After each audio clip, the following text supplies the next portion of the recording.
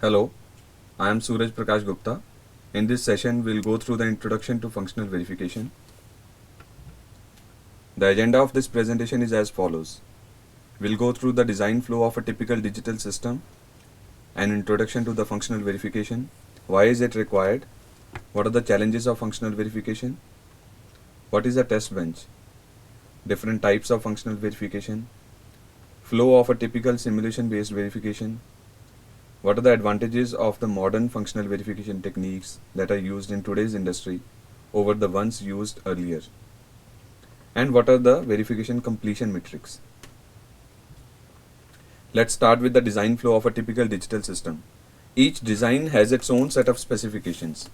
So those specifications actually capture the requirements from that design. So the designer, whenever they start the implementation of a design, they go through the specifications and figure out a chart to implement the design. The design is actually implemented in an RTL design language like Verilog. So the RTL design, once it is written, it has to be verified. The verification of that is done using functional verification.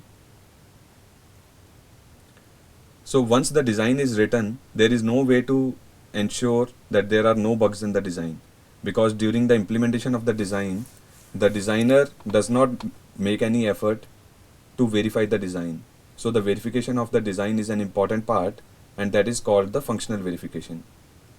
So after the functional verification, there are some other types of verification as well, which are done before the chip is manufactured. In this session, we'll focus more on the functional verification. So the functional verification is actually the first level of verification which is done after the implementation of the design. The other verification types are gate level verification and physical verification.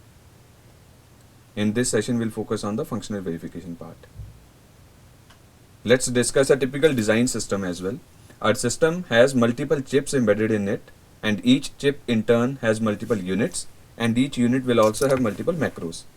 And functional verification is actually required at each stage of the design system, and we'll discuss why is it required at each stage of the system. What is a functional verification?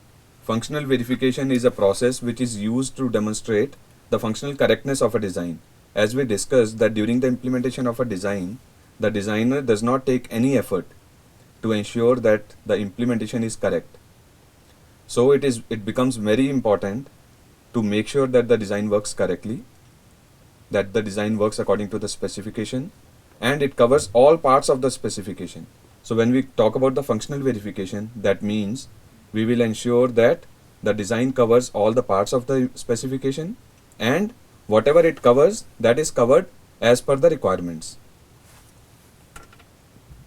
Let's discuss why is functional verification required. The longer a bug goes undetected, the more expensive it is. That means that a bug found earlier in a chip implementation has little cost. Let's discuss three different scenarios. If a bug is found at chip level, it has more cost as compared to the bug found at module level, because the bug found at chip level requires more debug time. It could actually require new algorithm which could affect the schedule and might cause rework as well. If a bug is found at system level, it could require new spin of a chip altogether. If a bug is found in the customer's environment, that is the worst case, which could actually cause a loss of hundreds of millions, or the worst of all, the reputation of design company. So it becomes very important to verify the design and also verify it as soon as possible, that is at module level.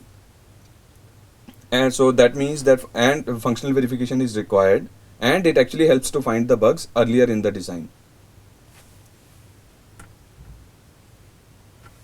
Importance of verification. In today's industry, 70% of the project development cycle is design verification.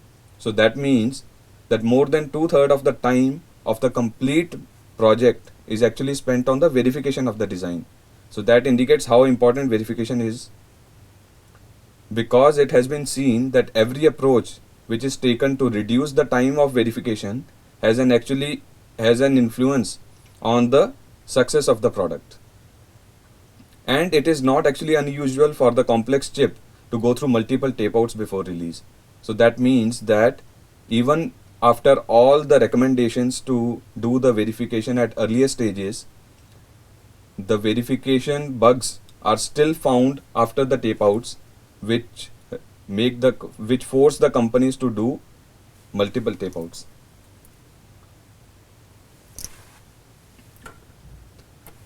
Let's discuss the different challenges of verification. The first of all, most important challenge is that how do we know that the implemented part of the design is correct? And then how do we know that the design behaves as expected? That is as per the specifications. The most important part is that, and the most difficult as well, is to find out how do we know that we have checked everything. That is, how do we know that when to stop the verification?